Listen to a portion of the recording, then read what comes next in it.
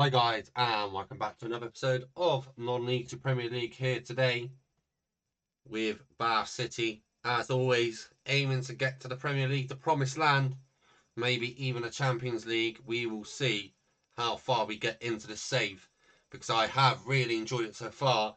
And to everyone that has watched, everyone that has subscribed, left a like, so on and so forth, honestly, it means a lot. I'm just a standard bloke. I was about to say kid. I'm not a kid anymore. I'm a 30-year-old man. Um, Playing a game that I played for years, enjoying the hobby, and being able to just record it and put it online is a great feeling. And I have had a lot of positive feedback, and every comment honestly does mean the world to me. So I thank you all for that. We did win our last game on penalties against Yeovil in the FA Cup in the second round, and we have pulled our opponents for the next round. And it's very fitting and a really, really good club. Bristol City Football Club. We will be playing in the next round of the FA Cup. We are playing away from home. So, money, money, money, money, baby. Hopefully, we can somehow win that game and go on to pull a Premier League team away from home. That would be absolutely fantastic. But the focus today is on Swindon sitting down 19th in the league.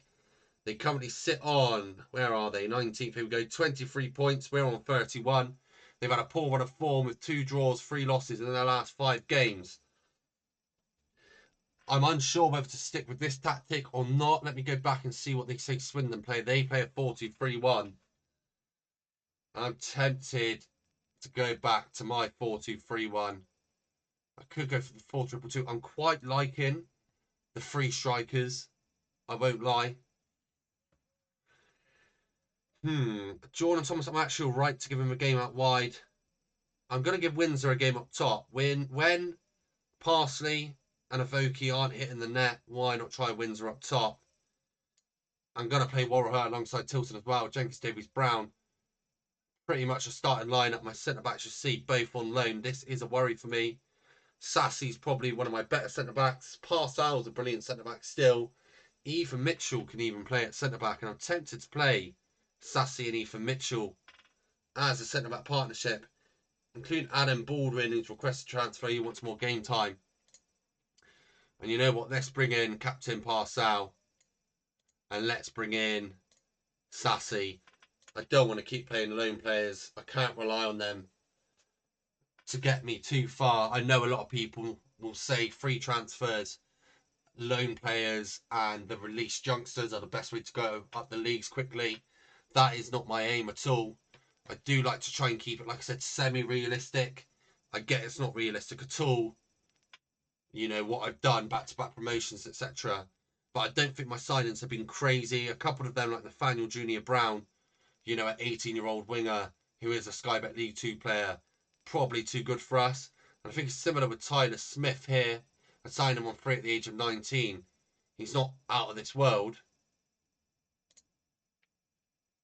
but a lot of the signings, the likes of Paco Avoki, are just not your standard everyday. Oh, let's just grab this young youth player. He was like 23, 24, or is 23, 24 now. I can't remember. And I'm still playing the likes of in my team Parcel. Tilson's still in there. Jenkins Davies still in there. Wins are still in there. They've been with me since the National League South. We're now in League 2, so I've still not had a complete overhaul 2 years in, and I expect most people you watch doing this kind of challenge will almost have a completely brand new starting 11, especially the likes of Parcel. I think would no way be in the starting lineup for anyone else doing this sort of thing. And this is a great start, and that's Windsor. I know the flag's gone up, but the fact that he has missed that worries me because, like I said, Afoki and Parsley aren't hitting the target, and if Windsor can't put a chance like that away, what hope have I got? I think I've been saying since the start of this save with Bath City, I need a new striker. I need a new striker. I just can't get the strikers to click to the point where I've been tempted to go for a striker lust formation. I'd just play 2 cams who are shadow strikers almost and see how that works. But once again, we find ourselves 1-0 down inside 10 minutes. And it's Jake Tabor who Bath City have had on loan before, and I really want to sign on here, by the way. Keep your eyes peeled, because this is a guy I'm desperate to sign for Bath City. He is my future striker for this save. I'm hoping in the next couple of years we can get hold of him and he'll become our starting striker. And I'm hoping will lead us to the Prem, because the way he was spoke about, obviously, when he was in non-league football and he scored a ridiculous amount of goals, and then Swindon went out their way to sign him. They've loaned him out to Bath, and he didn't really get much game time. I'm not sure why. I can't remember if it was Darren Way in charge or not when we signed Tabor on loan. I don't think it was. I think it was Jerry Gill, but didn't play him much, and I didn't understand it. And then we almost had the opportunity to loan him back. In fact, we announced the fact we loaned him back, but apparently there were some restrictions by the league that he couldn't be loaned back to us again. So we didn't get to see him on that second loan spell. Jenkins Davies put that away. But Tabor is a man I am desperate to sign for my side, for my team. So keep your eyes peeled, because he is someone I'm desperate for. And speaking of the man, he's there and wins that header, but it goes through to Parsal. Warraher out to Brown. Brown over the top. Jenkins Davies through again. Please put this one away. Yes, he does. Jenkins Davies coming on leaps and bounds for us these past few games. It is great to see. And we're getting closer and closer to that January transfer window. And I do want to do a squad update come mid-season and talk about the players I'm looking at signing, talk about the players I'm looking at getting rid of, and any future transfers that I'm keeping an eye on, potentially end of the season. And Tabor is one of those I am keeping an eye on. I think, sadly, his contract's got more than this season left.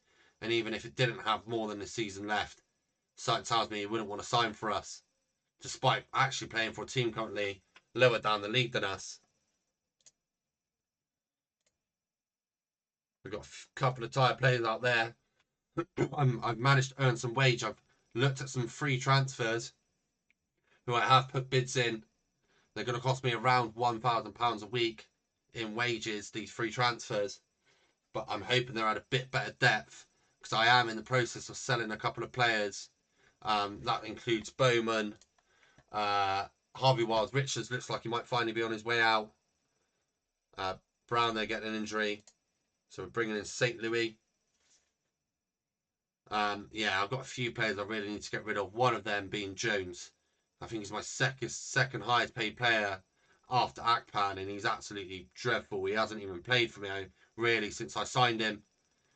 So I'd love to free up his wages. His wages alone could probably sign me 2 to 3 more players. He would get a bit more game time than him, I expect. Akpan doing well on that wing into Jordan Thomas, and that's offside by Windsor. I can see that a mile off. The flag is up. I almost did get excited there. But we've not had a bad game here. We have had more chances. Very 50-50 on the ball. And I have noticed that Swindon have taken Jake Tabor off. He wasn't much of a threat, to be honest, that much. Here we are with the ball. It's about to make some subs, but let's see what happens from this throw-in. It's Akpan to Jenkins Davies. Tries to play it down to Thomas, but it's won back by Swindon. Long ball. Sassy picks it up at the back to Kieran Parsal. Over the top towards Windsor, but it's one. Warrior picks up St. Louis to Jenkins Davies. That offside again. It is 2 offside goals this game. So close so far. Going to take Thomas off. I'm actually going to drop Windsor out to the right, and we're going to bring Parsley on up top. Warrior for Mitchell. Sassy for, let's go Janila. He's probably played a bit more games. Akpan for St. Louis. We're going to bring a Foki on. Jenkins Davies to the left. Foki in that cam spot. Maybe not. Maybe we go to this formation. Swap St. Louis and a Foki. Parsal going maybe to the left back. I hate when you go and change the formation and everything just goes absolutely kaput. It makes no sense. St. Louis at right back. Tilson and Mitchell. Windsor and Jenkins Davies.